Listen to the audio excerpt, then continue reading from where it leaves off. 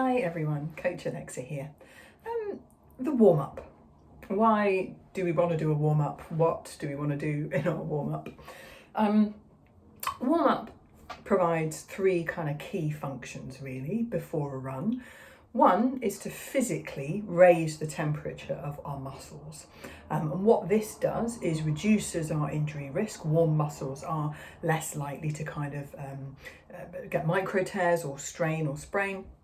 And also it increases our performance. So there's some great evidence, particularly for example from the world of cycling. You might see them warming up for track cycling events with their heated leggings on, which look like amazing inventions to me. And that's to get the muscles to their optimum temperature for good performance. The second one is that gradually, as we start moving and becoming more active and putting more impact through our joints, they start producing more synovial fluid to provide more cushioning. So that's a good reason to do a bit of a gradual warm-up. The third one is that it gradually increases your heart and breathing rate.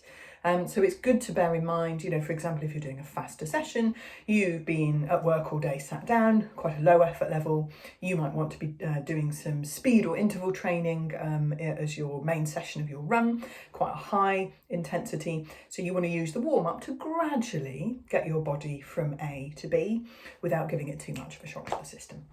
So that's why we want to do them. How do we do them? Well, it very much depends on you as a person, the environment that you're in, and the session that you're planning on doing. So generally speaking, older people, it's more useful for them to take longer over their warm-ups, primarily about reducing injury risk and that performance improvement.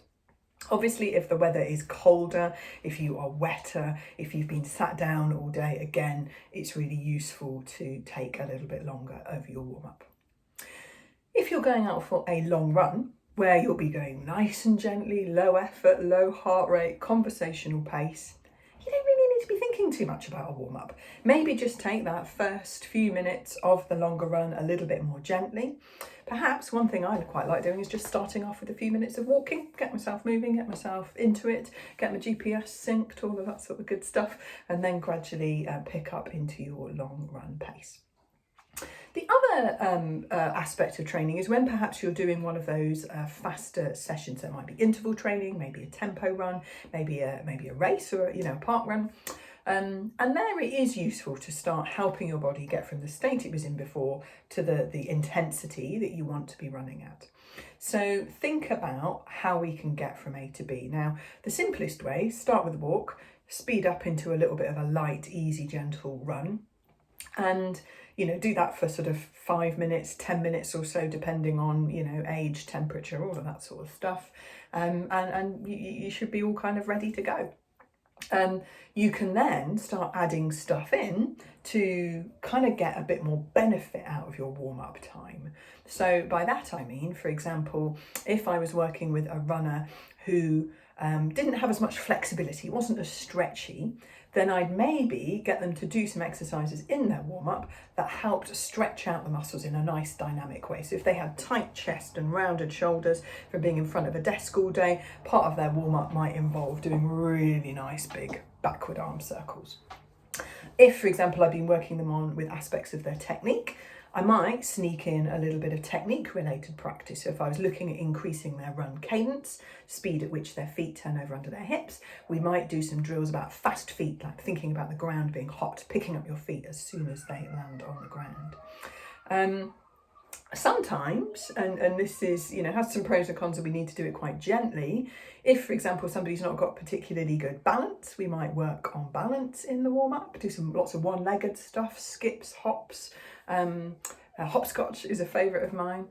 Or the slightly more risky one is if somebody's struggling a little bit with strength, maybe just do a few light, gentle squats, lunges, and this is the sort of stuff you can do even before you go out from the door.